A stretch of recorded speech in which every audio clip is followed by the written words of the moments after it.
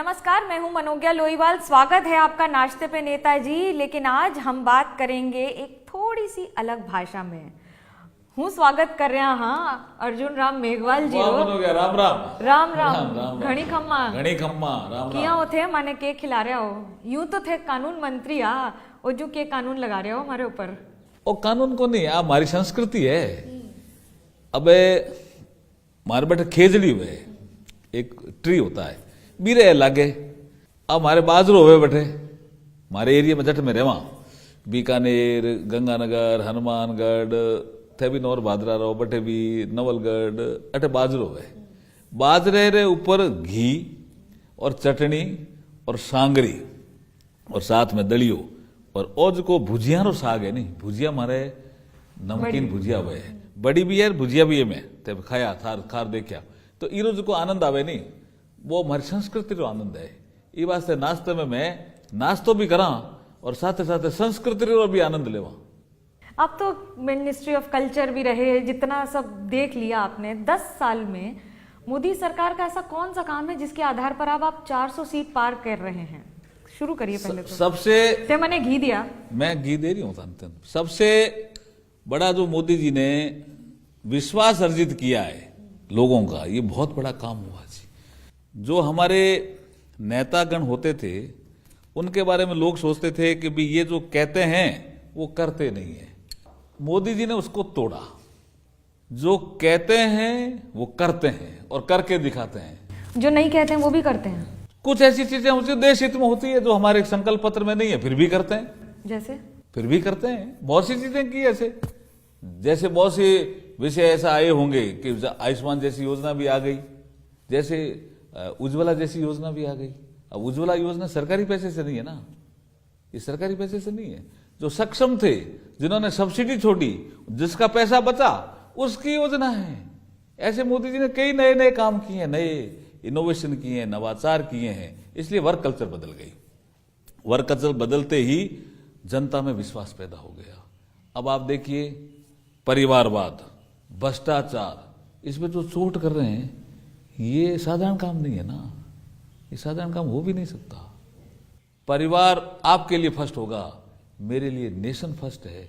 ये work culture change हुई है ना ये वर्क कल्चर चेंज हुई है। मुझे बताया जाता है मंत्रियों के घर में परिवारवाद की जगह परिवार से भी झगड़ा हो जाता है देश के लिए ज्यादा काम करने के चक्कर में। ऐसा होता है क्या? ऐसा कुछ नहीं है जी, मैं ऐसा कुछ नहीं है। जो कह रहे हैं वो गलत कह रहे होंगे। मेरे तो परिवार में पसंद करते हैं मोदी जी के काम को कि 24 घंटे ही काम करना चाहिए। जब भगवान ने इतनी मोटी कुर्सी दे ही दी फिर काम में भी चोरी, ये हमारे तो मिसेज पसंद ही नहीं करती। हमारी मिसेज तो मोदी जी के इस वाक्य को पसंद करती है कि हमें 24 घंटे काम करना चाहिए। जब इतना बड़ा पद मिल गया तो फिर बाकी क्या रहेगी? तो ये थॉट है हमारे परिवार में। तो आप परिवारवाद पर इतना अटैक करते हैं। जब हम इस समय बात कर रहे हैं तो बहुत सारी ऐसी गतिविधियां रही हैं। मिसाल के तौर पर राजस्थान में तो पेपर लीक हुआ, गहलोत की सरकार में हुआ। अशोक गहलोत जी उस समय मुख्यमंत्री थे। आपकी सरकार ने काम किया और उस पर आगे बढ़ा है। तो क्या ये राजनीति के तहत है या फिर बच्चों के भविष्य के साथ भी खिलवाड़ हो गया है? इसमें राजनीति नहीं है जी। देखिए आरपीएससी एक पब्लिक सर्विस कमीशन होता है हर स्टेट में, जैसे हमारे सेंटर में यूपीएससी होता है। बच्चे विश्वास करते हैं कि यहाँ के लोग फेयर सिलेक्शन करेंगे।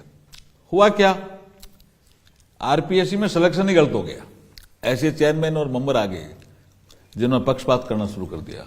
युवाओं में संतोष हुआ, पेपर लीक हुए तो युवाओं पे विश्वास घट गया सरकार पे और कहा कि तो आरपीएससी जैसी संस्था भी बेकार है।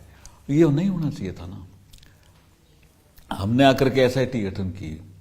एसओजी में जिन्होंने इस अपराध किया है उनको पकड़ने का प्रयास कर रहे हैं। हम वापिस विश्वास प्रकट कर रहे हैं कि आरपीएससी जैसी संस्था पवित्र है, हमारे राज्य में पवित्र रहेगी, हम सिलेक्शन फेयर करेंगे, ये विश्वास कर। आपने पवित्रता की बात की, राम मंदिर की पवित्रता पर सवाल उठाए जा रहे हैं। कोई नेता कहते हैं कि क्योंकि प्रधानमंत्री नरेंद्र मोदी ब्राह्मण नहीं है इसलिए मंदिर अपवित्र हो गया क्योंकि उन्होंने प्राण प्रतिष्ठा में शिरकत की। देखिए ये जो लोग देश तोड़ने का काम कर रहे हैं और जातियों में बांटने का काम करते हैं। वो नेशन फर्स्ट के कंसेप्ट पे नहीं चल रहे हैं, उनके अपने एजेंडे हैं। इसलिए मैं कह रहा हूं कि प्रधानमंत्री मोदी जी ने वर्क कल्चर को बदला है। आपने देखा होगा जातिवाद का भी जो जंजाल था, झंझट था, चुनाव में भी कम हुआ है, मिनिमाइज हुआ है।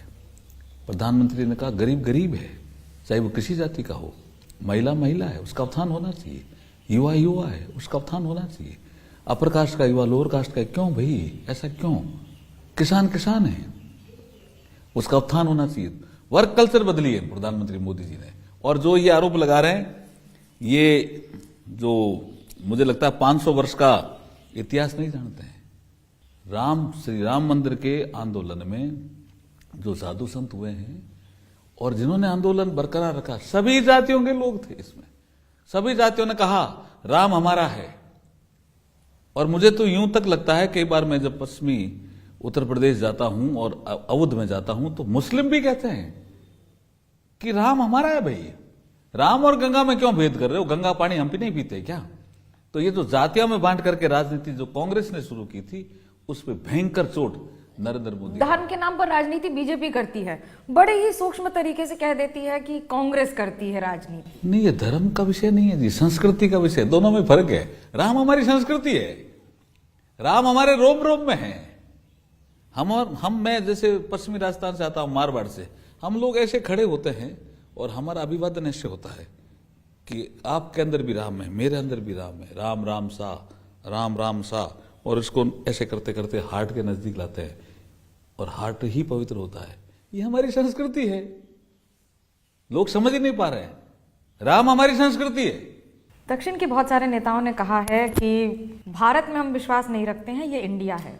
और ये भी कहा है कि राम पॉलिटिकल स्टंट है बीजेपी का। राम जी के भव्य मंदिर दक्षिण में बहुत है।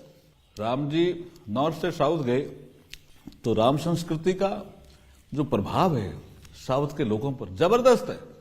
ये जो राजनीति करने वाले लोग हैं ना, वो देख नहीं पा रहे हैं। मोदी जी ने देखा भी है, मोदी जी ने इसको परखा भी है। और साउथ के लोग, मैं तो पांडिचेरी का इलेक्शन इंचार्ज था, मैंने देखा है राम वहां भी रोम रोम में है। खाली राजनीति करने वाले ये अपनी राजनीति करते हैं, बाकी राम रोम रोम में है। अच्छा रक्षा, मैं ये समझना चाहती हूँ कि जब आप राम की बात कर रहे हैं तो खुद शत्रुघ्न सिन्हा ने कहा कि राम मंदिर में भीड़ नहीं आ रही, अभी 1000 लोग नहीं आ रहे हैं राम मंदिर दर्शन करने, क्योंकि वोट का जुगाड़ करना था, इसलिए बीजेपी राम मंदिर को जल्दी जल्दी। उनको जानकारी नहीं है सही। मैं आपको स्पष्ट, मैं कल उधर ही था, उधर में मिनिमम आंकड़ा 2 लाख डेली, मैक्सिमम आंकड़ा 5 से 7 लाख।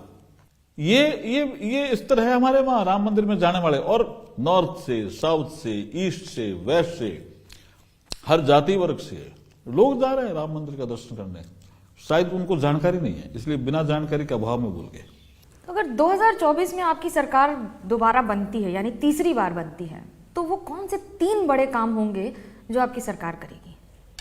देखिए, मुझे पूरा विश्वास है कि भारतीय जनता पार्टी की सरकार 2024 में बनने जा रही है, मजबूत सरकार।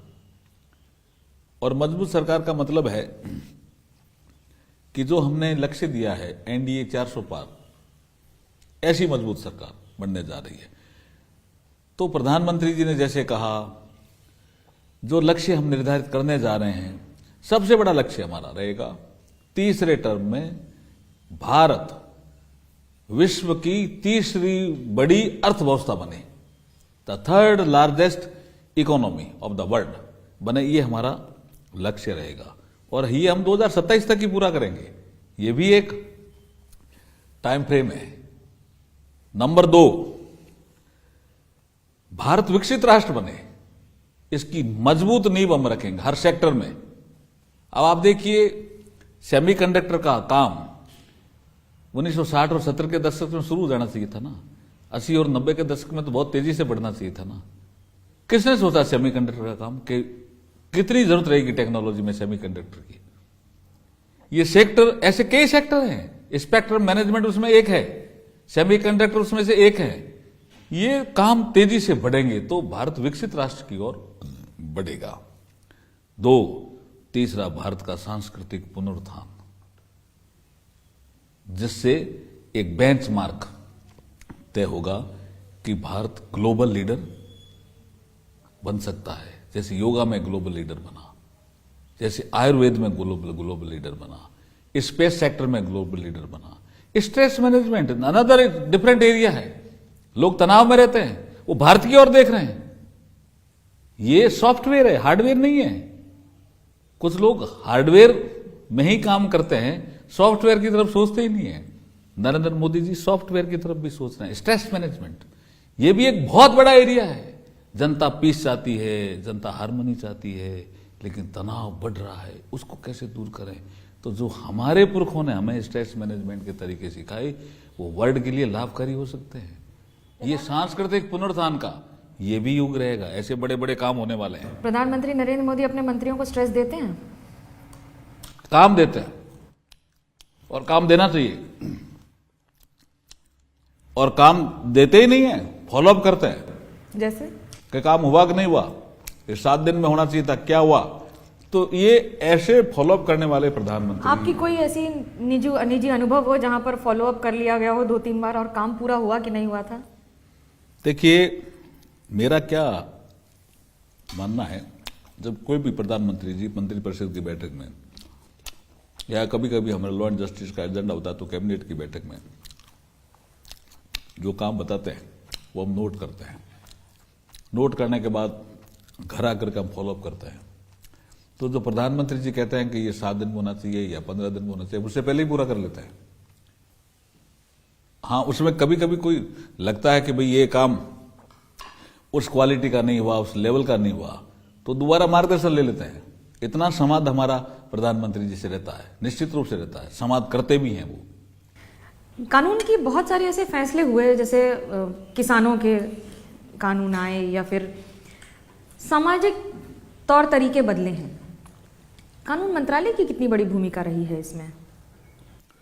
देखिए, कुछ ऐसे कानून मैं बताऊंगा जिसने हमारी न्याय व्यवस्था को भी मजबूत किया, हमारी न्याय व्यवस्था को भी मजबूत किया और देश को भी मजबूत किया। जैसे कॉमर्शियल कोर्ट। कॉमर्शियल कोर्ट को जो हमने मजबूती दी, अब 2 परिवार लड़ रहे हैं, आपस में लड़ रहे हैं। एक नाकाम पार्टनरशिप में था, मेरे को निकाल दिया, मुकदमे हाई कोर्ट सुप्रीम कोर्ट तक जा रहे हैं। वो देखते थे कि हम तो इसके लिए एक्सपर्टीज नहीं है, क्या करें, तो हम कॉमर्शियल कोर्ट लेके आए और मजबूती से कॉमर्शियल कोर्ट हमारा काम कर रहा है। हम एनसीएलटी लेके आए, एनसीएलएटी लेके आए, हम डीआरटी लेके आए, हम डीआरएटी लेके आए, हम आईबीसी लेके आए। हम अब जो आपने कहा कि जो न्याय संहिता है उसको भी चेंज किया कि अंग्रेजों को राज करना था देश में, इसलिए वो दंड संहिता लाए, और हमें न्याय करना है इसलिए हम न्याय संहिता लाए। इतना फर्क है कंसेप्ट में भी और कल्चर में भी। एक सवाल, क्योंकि आप राजस्थान से हैं, थे हमारी भाषा मारवाड़ी को ऑफिशियल स्टेटस कद देस्यो? देखो, यहाँ है कि 8वीं अनुसूची एक संविधान में बनोड़ी है। 8वीं अनुसूची बीमे जी की भाषा मान्यता प्राप्त खातर वह वो गृह मंत्रालय जो काम है वे करे है। बीमे हमारे यहाँ से लंबे समय तक राजस्थान विधानसभा से एक सर्वसम्मति का प्रस्ताव नहीं था। वो हुआ 10-12 साल 15 साल पहले। होने के बाद यहाँ एक कमेटी बनी, कमेटी के बाद उसमें चर्चा हुई। उसी बीच में एक हिंदी का एक ग्रुप आगे आ गया। जयपुर में एक फेस्टिवल हुआ जिसका नाम है जयपुर फेस्टिवल। वहाँ हिंदी के लोग इकट्ठे हुए कि अगर भोजपुरी, ये 2 भाषाओं का एक बिल है, भोजपुरी और राजस्थानी को संविधान की 8वीं अनुसूची में सम्मिलित करने का। तो उन्होंने कहा अगर भोजपुरी और राजस्थानी हमारे हिंदी से निकल जाएगी, हिंदी फोल्ड से, तो हिंदी हमारी कमजोर हो जाएगी और हम उसको संयुक्त राष्ट्र संघ में मान्यता दिलाना चाहते हैं। तो एक नया विषय आ गया। तो जो सीताकांता महापात्रा ने जो रिपोर्ट दी थी, जो हमारे साहित्यकार थे, और अच्छी रिपोर्ट दी थी, उस रिपोर्ट के बाद एक नई अध्ययन इसमें शुरू हो गया। अब एक विषय नया और चल गया कि राज्य भी अपनी भाषाओं को राज्य भाषा का दर्जा दे सकते हैं जैसे छत्तीसगढ़ में छत्तीसगढ़िया को दे दिया, ऐसे एक विषय भी चल पड़ा है। तो भोजपुरी तो बिहार, यूपी और कई 3-4 राज्यों से बोली जाती है, तो वो एक पॉकेट है और पूरे देश में भी और संसार में भी भोजपुरी फिल्में भी बनी हैं। मारवाड़ी भी हमारा एक क्षेत्र है जिसमें बोली जाती है। तो आपने शब्द यूज किया मारवाड़ी, तो राजस्थान के भी कुछ लोग हैं जो कहते हैं कि हम तो मारवाड़ क्षेत्र के नहीं हैं, तो हम उनको कहते हैं राजस्थानी हैं। ये जो ऑल इंडिया रेडियो पे जिसका समाचार प्रकाशन होता है, वो प्रसारित होता है, दूरदर्शन में जो बोली जाती है भाषा, उसमें सभी भाषाओं के जो हमारी बोलियां हैं, मारवाड़ी, ढूंढाड़ी, मेवाती, मेवाड़ी, जितनी भी बोलियां हैं, हाड़ोती, उनका एक मिक्सचर है। तो इसलिए राजस्थानी को मान्यता देने में कोई हर्ज नहीं है। हम दिशा में लगे हुए हैं, प्रयास जारी है। अथे थारो इलेक्शन रो कैंपेन चल रहा है, किया बोलोगा थे? क्योंकि आपने तो लहसुन की चटनी भी रखी है, उतनी ही मिर्ची भी है राजनीति में, उतना ही गुड़ भी है। थाने वो और दियो कि नहीं दियो? मैं ते को नहीं दिया, भूल जाओ थे। ओहो, ओ है खांड ही ने केवा मैं थे जानो के खांड में बिल्कुल जानू मैं, इरो मारो फेवरेट है। फेवरेट है। इसमें घी भी डालो, थोड़ो घी डालो, પછી मैं देखो थे तो ये मारवाड़ी डिशेस हैं जो मुझे खिलाई जा रही हैं सुबह सुबह नाश्ते पर।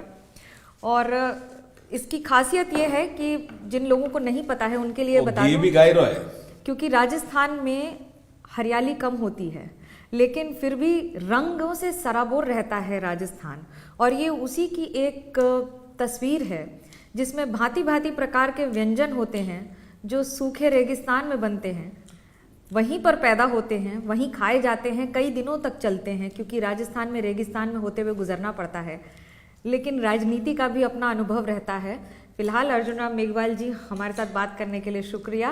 कैमरा पर्सन मनोज अधिकारी और मनोज त्रिपाठी के साथ मुझे मनोज्ञा लोईवाल को दीजिए इजाजत। खबरों का सिलसिला एबीपी न्यूज़ पर जारी है।